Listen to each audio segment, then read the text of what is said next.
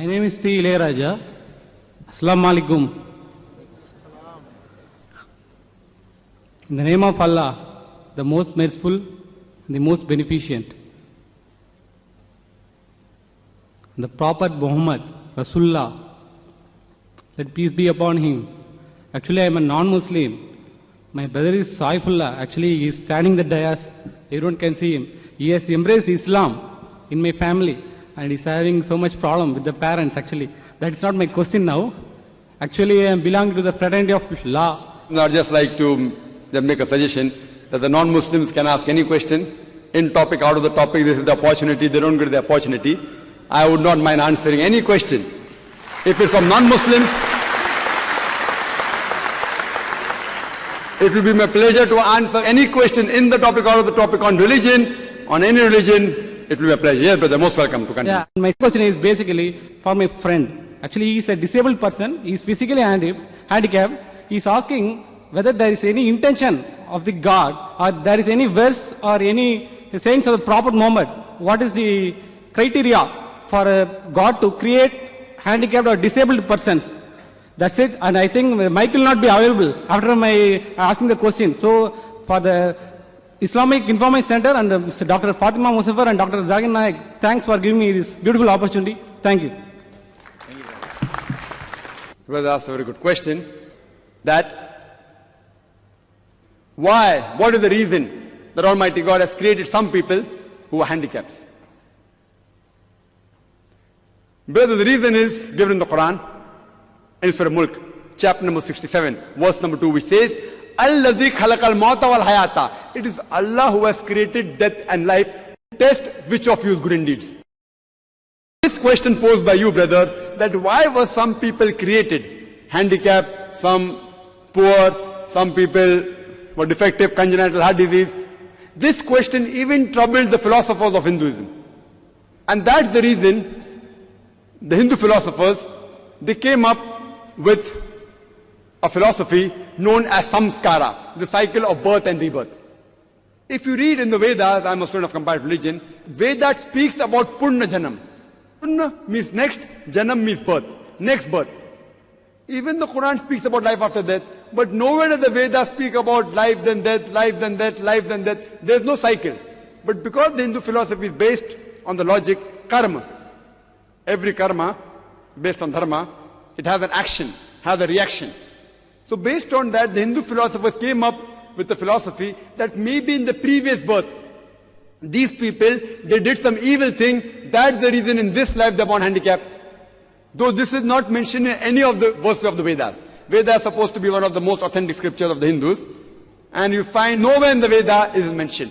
Only Purna Janam is mentioned, which means next life, which also the Christians believe, which even the Muslims believe. Because they could not give the reply why some people are born deaf, some people are born with heart disease. They came with a philosophy and a logic that human beings, they die, then they keep on changing forms. And if you did some bad deeds in the last life, in this life you are born handicapped.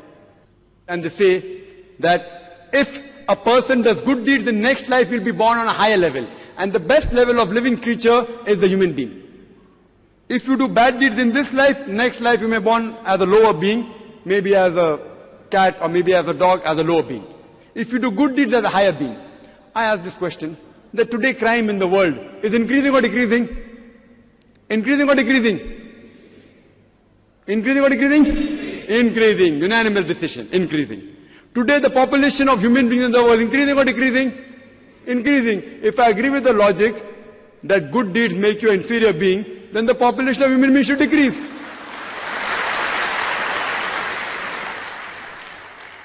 But yet the query, why some human beings are born handicapped, some poor, some congenital defect, the reply is given, as I said, in the Quran in Surah Mulk chapter 16 verse number 2, Allazi khalaqal mauta wal hayata. It's Allah who has created death and life to test which of you is good in deeds. This life you are leading in this world is a test for the hereafter.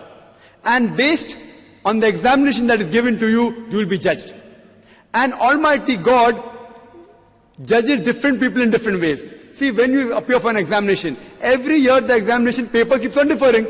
If you have the same paper, then where is the test? The paper should keep on changing. Similarly, Allah subhanahu wa ta'ala tests different people in different ways. Some people he gives wealth. If he gives them wealth, the Islamic Sharia says you have to give 2.5% of that excess wealth in charity. It is called as zakat. For a poor person, he doesn't have to give zakat. He gets 100 out of 100 in zakat. You know, the rich person is more difficult, as Jesus Christ, peace be upon him, said. It is impossible for the rich person to go to paradise. And Prophet Muhammad said, it is difficult for a rich person to go to heaven. If we analyze that depending upon the facility Almighty God has given you, He will judge you accordingly. So if He's given you wealth, you have to give charity. If He has given no wealth, then you have to give no charity. Some people, He makes them born with congenital defects. They are born handicapped. So someone may ask me that what is the fault of that young child? What sin did he do? We believe in Islam that every child is masoom. Every child is innocent. He's sinless. But when he's come in this life, maybe as Allah says in the Quran, the wealth and your children and your wives are a test for you. It may be a test for the parents. Almighty God maybe want to test the parents. The parents may be very pious, maybe believing in God. Now God wants to test them with a more difficult examination. That now I make your children born handicapped.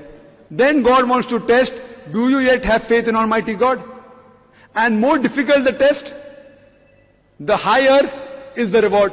For example, if you want to appear for a simple BA graduation examination, the test is easy.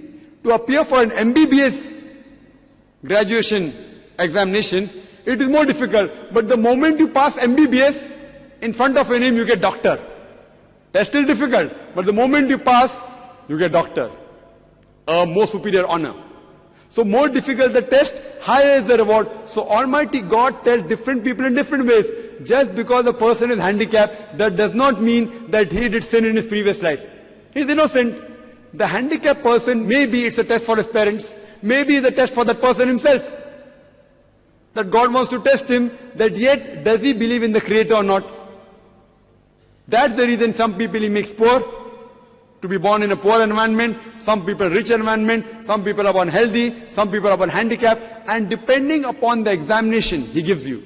You know, when we have a 100 meters dash, there are some people who get handicapped. They start from a 50 meters mark. Because if a person who has slight defect in the leg, to make the race equal, he gets a 50 meters lead. If Almighty God has seen to it that certain facilities have been taken away from certain human beings, His test will be accordingly. If the examination paper is difficult, the teacher corrects the paper leniently. If the examination paper is very easy, the teacher corrects the paper very strictly. So similarly, Almighty God has created different human beings in different ways, in different colors, in different languages, in different atmospheres.